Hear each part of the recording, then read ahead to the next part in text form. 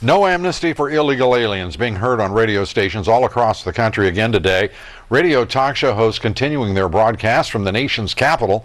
The radio hosts trying to rally opposition to legislation that would give amnesty to millions, untold millions of illegal aliens. Lisa Sylvester has our report from Radio Row. Miami radio host Joyce Kaufman had a unique idea. If her listeners couldn't come to Washington, then she wanted them to send their souls, or in other words, their shoes.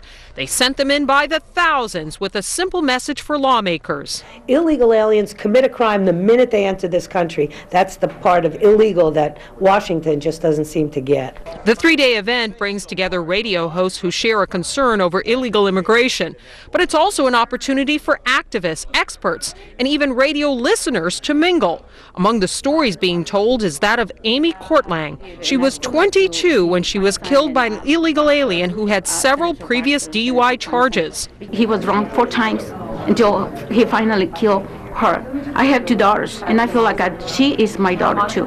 Radio host Steve Gill tells of a similar story in Nashville. A couple killed by an illegal alien who had been in and out of jail 9 times and never deported. We're seeing the same thing all over the country as people are getting into the judicial system, but we're just letting them go. It's been this catch and release system that ultimately we pay the price in blood. Michelle Delacroix is the founder of Mothers Against Illegal Aliens. Aside from the safety issue, she worries about the negative impact on schools in Phoenix.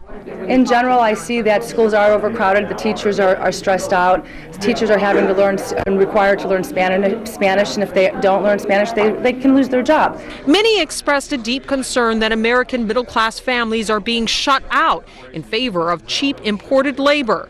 Ted Hayes, an activist from Los Angeles, says he has seen it happen again and again. When they came in originally, they undercut the wage standards. For us to get those jobs back, we would have to go in and undercut them. The squeezing of Americans, the loss of jobs, these radio listeners believe it will only become worse with an amnesty.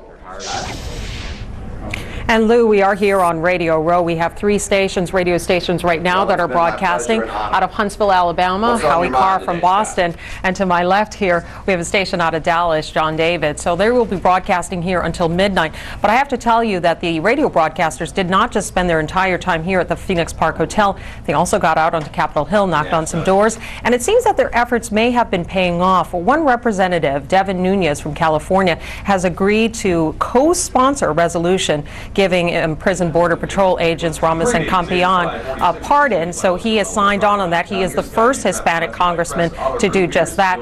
And the Border Patrol agents, their families also got some support from an unlikely source. Last night, the actor Robert Duvall stopped off at a reception in their honor. Lou? And I know they've raised a lot of money as well for the for Ramos and Campion, their defense and providing for their families. It's taken some great effort and great courage on the part of those radio talk show hosts to at least get some attempt at representation in that city for the people listening to them. We salute them here.